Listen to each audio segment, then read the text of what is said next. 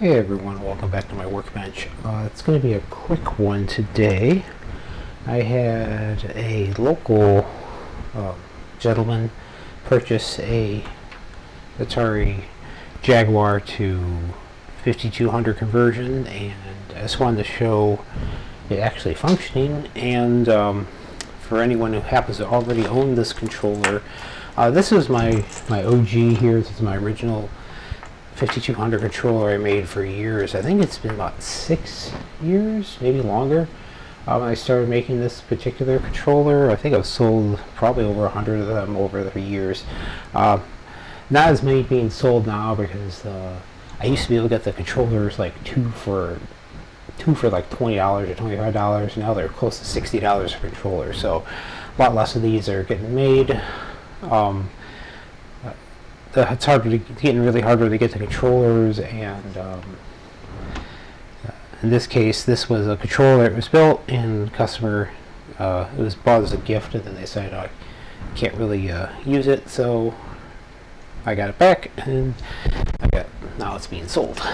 So it's in good shape. This is a original 5200 Jaguar controller, where the original Jaguar controller actually has a DB15 as well, but it's a 3-row like a VGA DB15. In this case, now it's been converted to the 5200 size, and there's a bunch of electronics that are modified internally. But it's nice because it is an official Atari product, and I wanted to show underneath. This is my version 2.1. Which means it has the integrated stream relief here, which is actually really nice looking, and then the external adjustment underneath here. So what that means is if you happen to own an Atari Max cart and you hold down the fire button or trigger, I can't remember what it is, it'll bring up the diagnostic for the for the system. And this is a really great tool for figuring out why I can't resize a window. There you are. It's a really great tool for, oh jeez, come on. Alright, capture.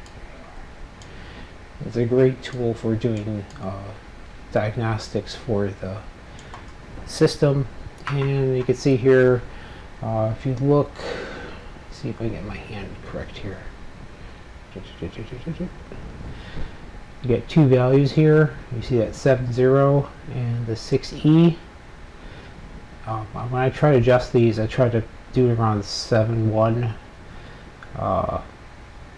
The controller goes from 0.0, its hex values. It goes from 0.0 to E4, and about halfway there is around 7.1, 7.2. So that's your X, that's your Y. And the Y, you can see, is just a tiny bit low. So if you own one of these controllers, the version 2 and beyond, if I don't drop my tweaker,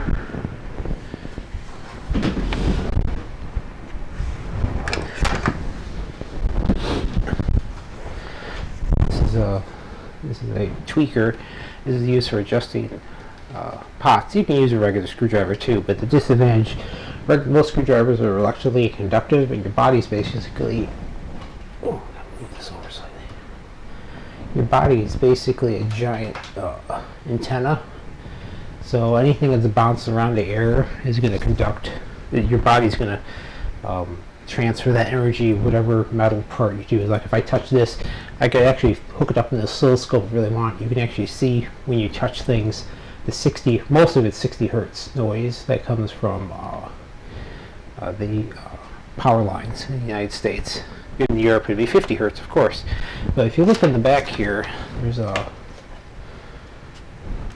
two labels. Of course, this is my manufacturer label for model number, version. And when I built the controller, I built this in the 48th week of 2024. And then, yeah, if you ever look at my controllers, you'll see the serial number. The first 4 digits are the year and the week, ISO week number. So if you actually gently pry up this label here, easier said than done. pry up this label, I'm trying not to muck anything up here. If you pry up this label, you'll actually find this label stayed on nicely. Wow. Alright. I might replace this label when I'm done. You actually see two holes here. That's your X and that's your Y adjust. So you take a little flat blade screwdriver, or preferably a tweaker, you can actually adjust that. Oh, wrong way. See, I went down to 4-0. If you're wondering why I'm saying 40 instead of 40, it's because this isn't hex. So now it's right at, they're all 7172. There we go. Now it's adjusted. So now both the X and the Y are. So if you play a game like don't play Star Wars the arcade game with this controller. You will hate yourself because it'll just bounce all over the place. But this will, if you open up a game like that, it'd be dead center in terms of where the control's at. And the Atari Mac cartridge is nice because you can see up here those IPC testing internal components. 1, 2, count up, count down, hit 3 to start it, hit a key to stop testing. 4 is the RAM test. And if you look down on the lower there, you can see that's your button 1 there. Alright, so we'll play a quick game just to show it working. So I still sell these, I just don't sell as many. And it turns out the great way to test the keypad, the numeric keypad, is this Atari Max cart. You can actually see it. Go there. This just brings you down 1. If you hit the right, it zips you up and zips you back. Let's play. Works for a lot of games.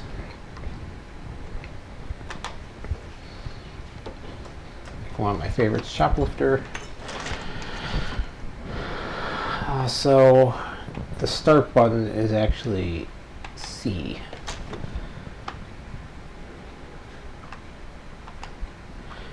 Unfortunately, I can't do the nice little feathered hovering like you could do with my true analog sticks.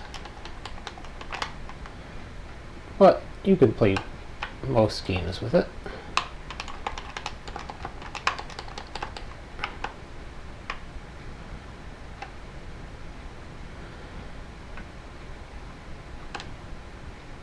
Sorry.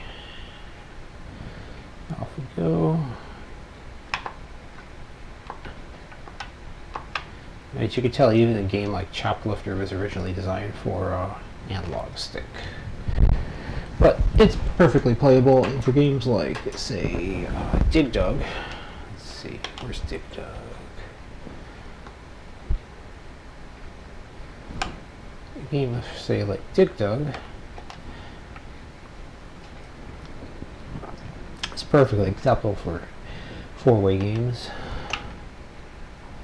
This is a good version of Dig Dug. It's very similar to the Atari 8-bit computer Dig Dug, which is the one I played most of.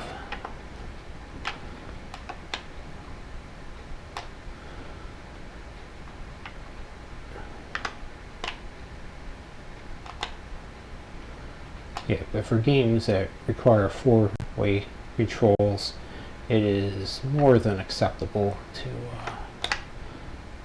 works just fine.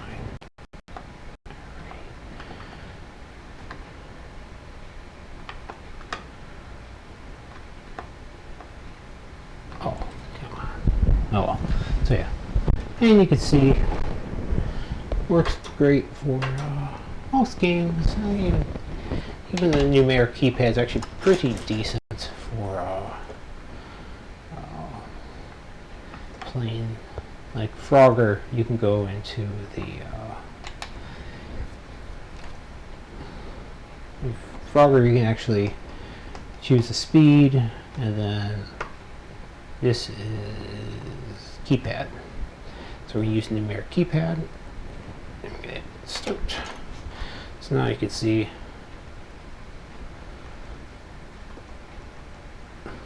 you can play. Not my favorite way to play, but here it is. Some people like playing with the keypad instead. But the keypad actually is pretty responsive.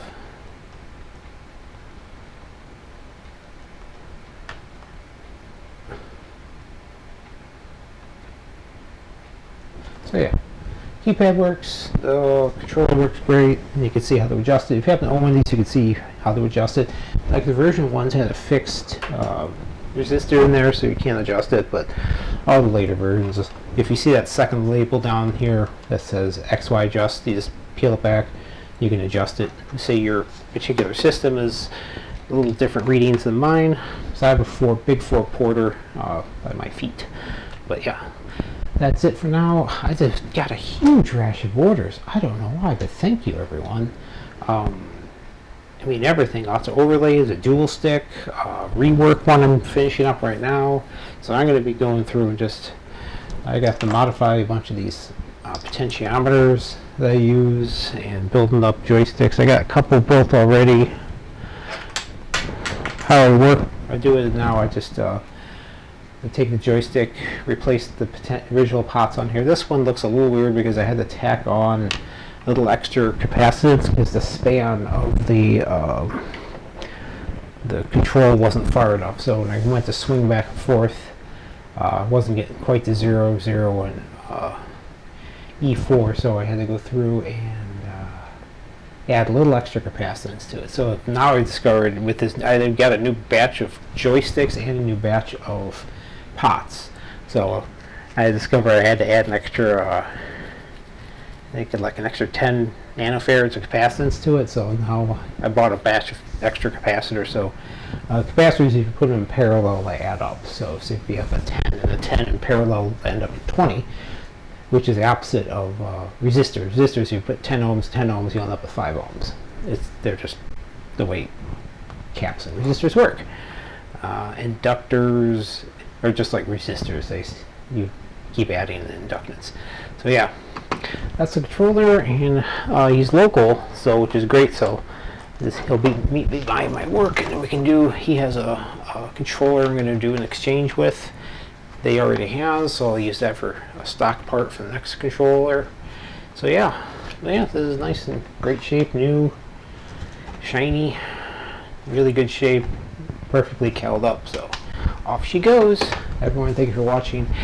And now it's going to get back to work, making a bunch of controllers. I think I have 6 orders in the backlog now, which is nuts. But again, everyone, thank you. That's a great New Year's gift for me. And again, thank you everyone, and have a good evening.